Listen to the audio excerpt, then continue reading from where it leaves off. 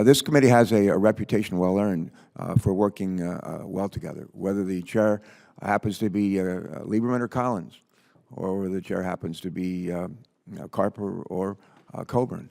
That's a reputation. And we're going through a little bit of a rough patch here, and it's important that we get through it, and at the end of the day, put this behind us and hopefully do the right thing. And that's my intent. I want to thank again everybody for coming today and for having this opportunity to debate this nomination, and I hope report it out to the full Senate for their consideration, where if we report it out, there will be another additional 8 hours of debate on that nomination, so this is not the last word. But as you know, this committee is responsible for working with the administration and others to help protect our nation's security, both at home and abroad. At the same time, we strive to make sure that federal agencies work better and more efficiently with the resources we entrust to them. During my years of public service, I've learned that the most important ingredient in enabling organizations to work is leadership. That is the case both in government and the private sector, and in organizations large and small. Part of our shared responsibility here, then, is to ensure that we have effective leaders in place across our federal government. And it's every senator's constitutional role to provide advice and consent on the President's nominations in a thorough and timely manner as part of the Senate's confirmation process. While Congress will soon wrap up the 2013 session with far less to show for it than many of us would have liked, this committee today has the opportunity to take a small step toward filling a key leadership post at the Department of Homeland Security. This department, as we all know, plays a critical role in protecting our nation from harm, whether the threat relates to terrorism from abroad, homegrown extremists, cyber attacks, border security, or natural disasters. Leading this department is a tough job, even on a good day. This department is made up of 22 disparate agencies spread out across the country. It does not yet have a consolidated headquarters here in Washington, and its employees have some of the lowest morale in the federal government. An already difficult job has been made even harder because the department does not have Senate-confirmed leadership team in place. I mean no disrespect to the current leaders serving in acting roles as Secretary and Deputy Secretary at DHS. They have done an admirable job. But acting management, acting leadership is no substitute for Senate-confirmed leadership. We need Senate-confirmed management at this critical department. We don't need it next February or next March. We need it now. As of this week, 8 months have passed since Deputy Secretary Jane Hall-Lute stepped down from her post. And nearly 6 months have passed since the President nominated Alejandro Mayorkas, currently the Director of the U.S. Citizenship and Immigration Services, for that post. That is simply too long for such a critical position to be vacant, especially given that DHS has been without Senate-confirmed leadership in a number of other senior leadership positions as well.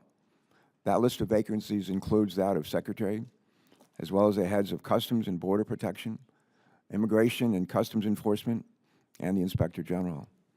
Working with the President, we need to do something about it. Today, we can. Director Mayorkas has a distinguished record of leadership and public service.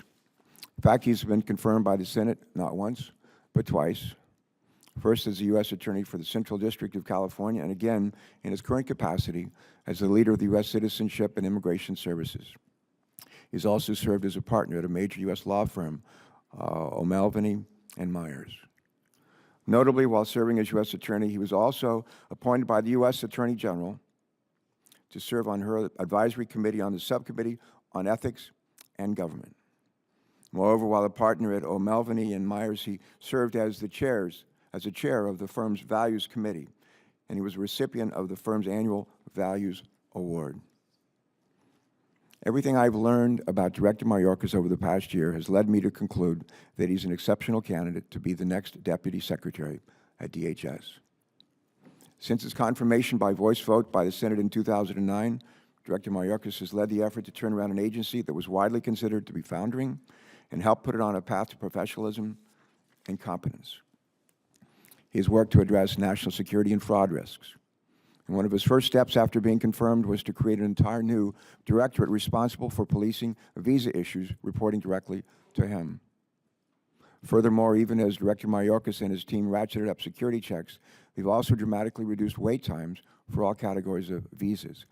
No easy task, I'm sure. And his implementation last year, the President's Deferred Action for Childhood Arrival program, a hugely complicated and challenging undertaking that has affected hundreds of thousands of people, has been widely praised. We need more of that kind of proven, committed leadership at DHS. In fact, we need it throughout the federal government. But don't take my word for it. Director Mayorkas has received glowing accolades from a number of our colleagues who have worked closely with him. We've heard from one of them today, Mary Landrieu, a valued member of this committee. We heard it here in this committee room 5 months ago when Dianne Feinstein introduced Mayorkas. She also recommended him to 2 administrations, one to the Clinton administration to be the U.S. Attorney for Central California, and to the Obama administration for the current position that he holds.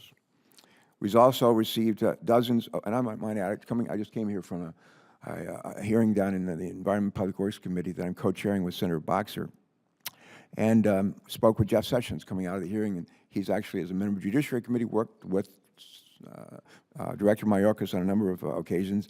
And I said, what are your impressions of Director Mayorkas, Jeff? And he said, he has always been responsive. He's always been responsive. Well, we've also received dozens of letters from a distinguished bipartisan group of individuals and organizations asking us to move forward with this nomination. And I would ask consent that these letters be included in the record. Among those writing on Allie's behalf are many individuals whom a lot of us deeply respect. Jane Hall-Lute, the former Deputy Secretary, and Richard Skinner, the last Senate-confirmed Department of Homeland Security Inspector General, who was nominated by President George W. Bush. The list also includes other senior officials in the George W. Bush administration. Kenneth Weinstein, who was President George W. Bush's Homeland Security Advisor. Robert Bonner, Ralph Basham, the last 2 Senate-confirmed Commissioners of Customs and Border Protection. All of these individuals who have worked closely with Director Mayorkas have spoken highly of him, citing his integrity, his commitment to excellence, and his tenacity. Now, I understand that some of our colleagues believe that we cannot move forward with consideration of Director Mayorkas' nomination until the OIG finishes its investigation into his management of the complex EB-5 investor visa program. Respectfully, I disagree. I believe we've waited long enough, and let me just explain why.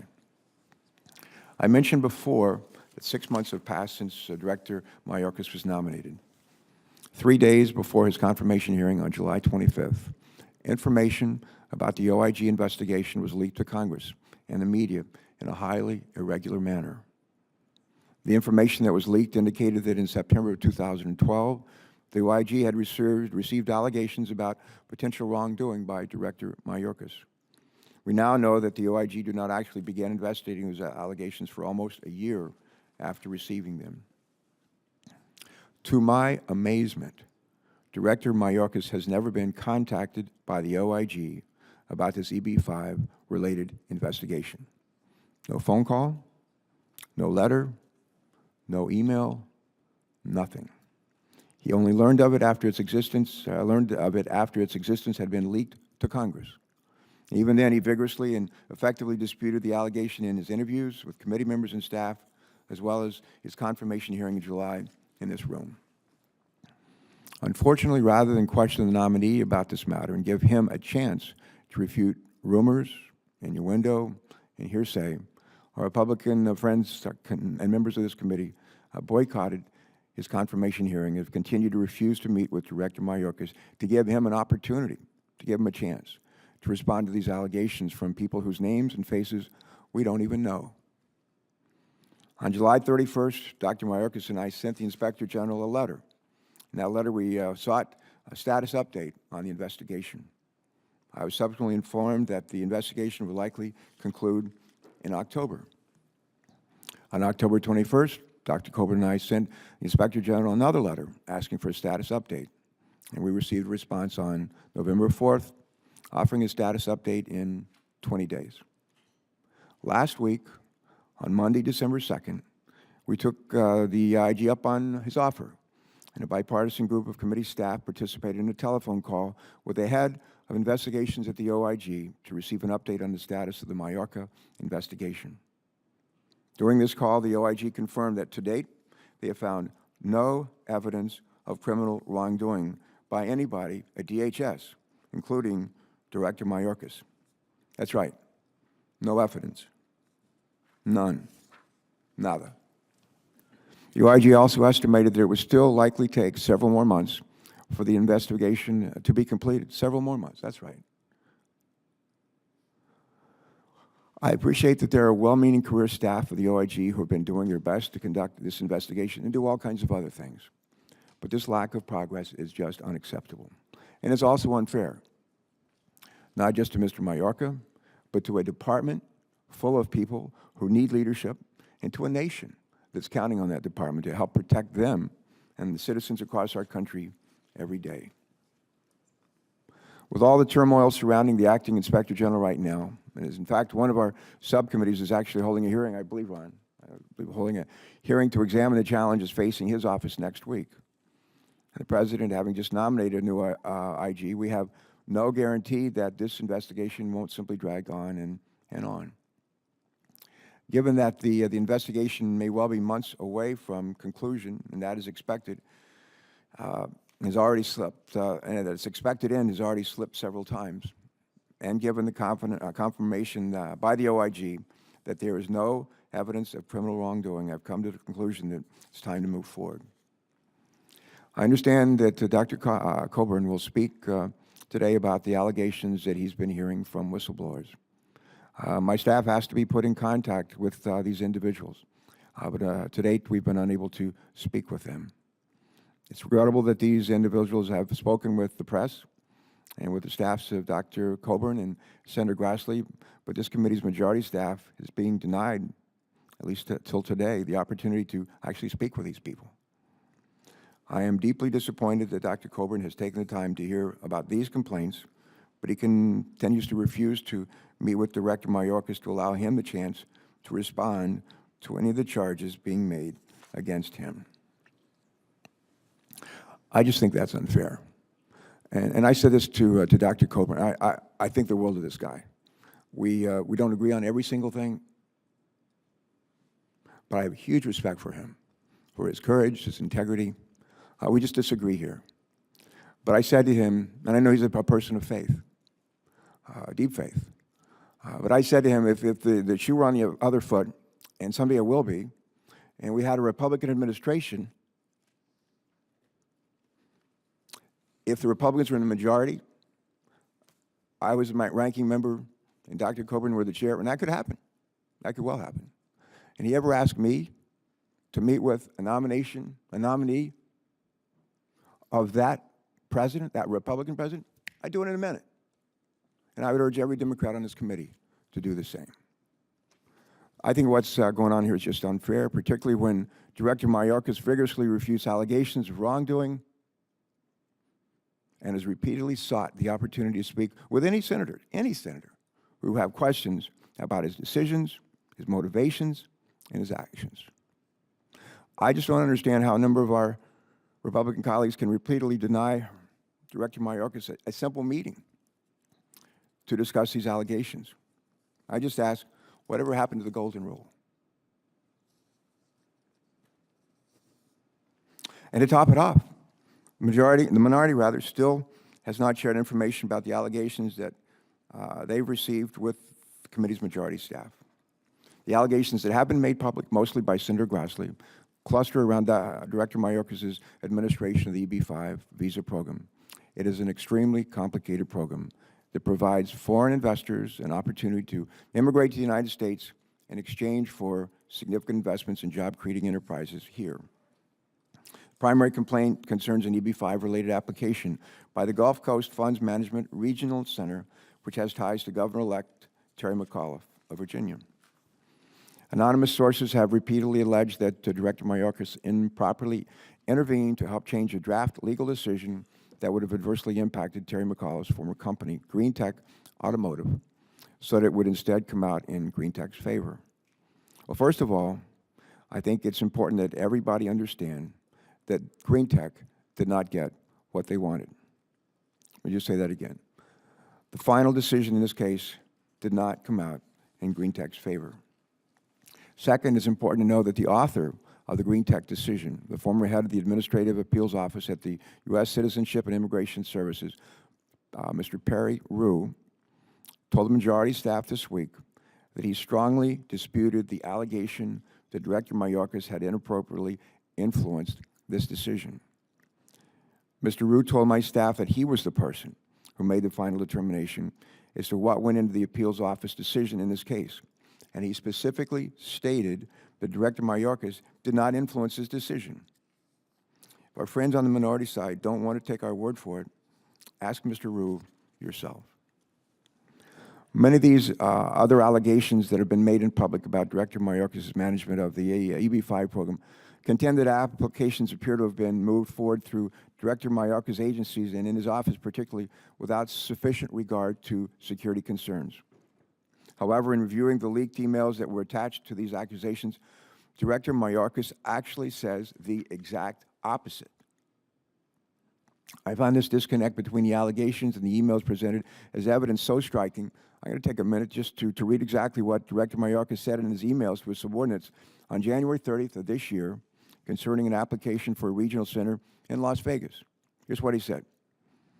I agree that to grant an expedited request does not mean or in any way suggest that we have rendered any decision on the merits of the petition. If, for example, a security issue arises that will take time to resolve, then regardless of whether we've agreed to expedited review, we will take the time to resolve the security issue and we will not act until we have achieved resolution. I agree that we need to run enhanced security and integrity checks. Those are his words. This email directly refutes the claim that Director Mayorkas was pushing to expedite applications despite the security concerns raised by his subordinates. In another email attached to one of the letters making accusations against Director Mayorkas forwards a question about Mr. McAuliffe's company to subordinates. And he notes, this is what he notes to his subordinates.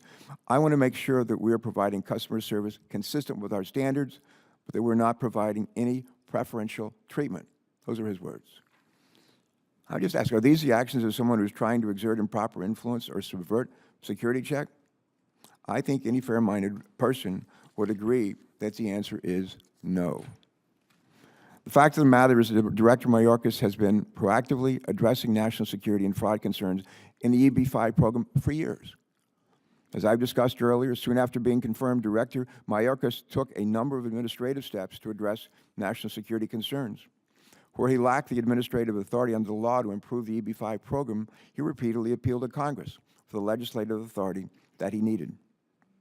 Unfortunately, Congress, us, we, dealt Director Mayorkas and his entire agency a bad hand when we reauthorized the EB-5 program in 2012. We failed to give that agency any of the legal authorities that Director Mayorkas and his team at the Citizenship and Immigration Services had specifically requested in order to enable them to address the national security and fraud vulnerabilities that it could not address on its own. Let me take just a minute to walk us through some of Director Mayorkas' efforts to address some of this program's challenges.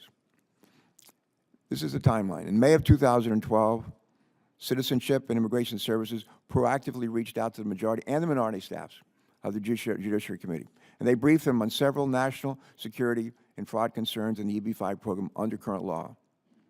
Citizenship and Immigration Services followed up a month later, in June of that year, with a detailed set of legislative proposals that would address many of these risks. Unfortunately, the EB-5 program was reauthorized in September of 2012, 3 months later, with bipartisan support, without any of these changes. None of these changes. This reauthorization was just a simple, straight 3-year extension of current law. Earlier this year, during the Judiciary Committee debate on S-744, the Immigration Reform Bill, Senator Leahy introduced an amendment that made virtually all of the national security fixes that Director Mayorkas had requested, all of them. While the Comprehensive Immigration Reform Bill passed the Senate, as we know, with strong bipartisan support, as we know, it's unfortunately stalled today in the House. Fortunately, Senate Judiciary Committee Pat Leahy is working on a standalone bill to address these national security concerns and fraud concerns. And I would urge all of my colleagues, all of us here, that are concerned about security issues in this program to join me as a co-sponsor of that bill. I expect it will be introduced shortly. That said, it strikes me as grossly unfair to punish Director Mayorkas for the inability of Congress to address the vulnerabilities in the EB-5 program that Director Mayorkas and his team brought to our attention and asked us to fix. In essence, those of us in Congress failed to do our job, yet Director Mayorkas is taking the fall for our failure. How is that fair? How is that fair? Well, it isn't. It isn't. Despite the absence of legislative authority to address the concerns that he and others had presented, Director Mayorkas has still done much to address the national security and fraud vulnerabilities in the EB-5 program. He created a new program office and headquarters to manage the program and give it more oversight. He increased staffing from 9 people in 2009 to more than 80 today, including hiring senior economists and embedding national security officers. And he proactively engaged other agencies such as the Securities and Exchange Commission, the FBI, and the Treasury Department to help police the program. These are the actions of a dedicated, thoughtful, and committed public servant. These are the actions of a leader who's willing to make tough but necessary decisions in order to shake things up and improve a program. That is exactly the kind of leadership we need at DHS. And again, I think we need it across the government. Not surprisingly, several of Director Mayorkas' actions have created unhappiness among some people who were involved in administrating the EB-5 program. It's not always pleasant for people to hear that they're not doing a very good job or that their skill sets might be a better fit somewhere else. At the end of the day, though, Director Mayorkas made the difficult and sometimes unpopular decisions that he felt were needed to improve this program and move his agency forward. We may disagree, but I believe that we need more leaders like that in our federal bureaucracy, not fewer of them. I also believe we need leaders who are committed to doing what they believe in their hearts is the right thing to do. And at his confirmation hearing in July, I specifically asked Director Mayorkas about the allegations raised by some of these anonymous sources. Director Mayorkas testified before this committee under oath that he has never put his fingers on the scale of justice. I've seen no evidence since then that he would lead me to question his veracity. I said at Director Mayorkas' confirmation hearing, and I'll say it again today, I do not believe that we can let rumor and innuendo spread by anonymous sources to rule the day. Some of our colleagues have been very critical of DHS's shortcomings. They are quick to point out its failures. However, one of the major reasons the department fails to live up to their expectations and ours, more than they and the rest of us would like, is because their top leadership ranks have been riddled with vacancies for much of this year. And the same is true of too many other federal agencies. Again, it's not fair to criticize the agency on the one hand and yet seem content on the other to leave them without any Senate-confirmed leadership for months on end. We just can't have it both ways. Nor do I think it's acceptable to let a highly qualified nominee twist in the wind for months on end. How can we hope to attract and retain the kind of high-caliber people we need for these tough leadership posts if we continue to treat those who are willing to serve in such a way? Well, while I'm at it, let me also mention here that I often hear our friends across the aisle complain, and some on our ranks as well, complain that this administration is not responsive enough to the needs and concerns of the business community, that the administration focuses too little on creating jobs. Maybe I'm the only one, but does anybody else find it ironic that Director Mayorkas is being attacked here in part for his willingness to engage the business community? I just want to say, as a congressman and as a recovering governor, I met regularly with constituents, with business people on a regular basis to hear their concerns and to see if we could address them. I still do. I'd be surprised if the same weren't true for all of us. Not surprisingly, the Customs and Immigration Services routinely hears from governors and members of Congress of both parties at the request of their constituencies about the EB-5 program. From what I understand, some of these concerns from elected officials of both parties were even about helping Gulf Coast Funds Management and Green Tech Automotives. In fact, the Customs and the Citizenship and Immigration Services receives more than 1,500 inquiries each year from Congress, from us, about the EB-5 program. 1,500 inquiries per year. I'm almost done. As my colleagues know, listening to someone express their concerns or opinions doesn't mean that we ultimately have to agree with them. If we conclude they're wrong or ever do anything they ask that's inappropriate. What it does mean, however, is that we're serious about carrying out a central responsibility of a government, and that is listening to the people we represent and serve. To punish Director Mayorkas for a willingness to listen to concerns about the fairness of some government policies just seems deeply unfair to me. And I think it's short-sighted, too, if we just, in fact, want our government to support rather than hinder job creation. Let me conclude by saying this. In a perfect world, I would have preferred to have the OIG complete its report on the allegations raised 15 months ago today against Director Mayorkas before voting on his nomination. But we're not living in a perfect world. The reality is the OIG remains months away from completing its work, but has found no evidence of criminal misconduct on the part of anyone at DHS. The reality is that the Department of Homeland Security is in dire need of Senate-confirmed leadership. And the reality is the American people want us to stop arguing among ourselves, figure out how to work together, and kick this economic recovery into the high gear. And I would just say, my friends, it's time to move forward. We can't continue to give greater credence to anonymous complaints than we do to the dozens of distinguished people from both parties, who have gone on record with their strong support for Director Mayorkas. Nor should we ignore the OIG's conclusion that there's no criminal wrongdoing in this case, or the fact that the citizens of this country need a fully functioning Department of Homeland Security. We also need to treat this nominee fairly. He is a man who, by most accounts, would be an asset to the department. He and his family deserve better treatment than they received so far. In his confirmation hearing, Director Mayorkas said that his goal in life has always been to bring honor to his parents. They brought him here to this country when he was 6 years old. As a refugee from Cuba, they worked hard every day to give him the opportunity to go to school and make a better life for himself. Like them, he's worked hard all his life. I believe that he's brought great honor to his parents and to this country.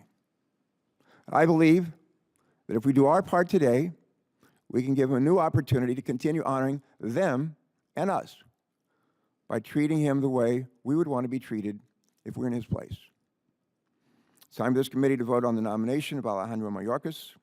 It's in that nomination to the floor for consideration by the full Senate. And I urge all of my colleagues to do just that.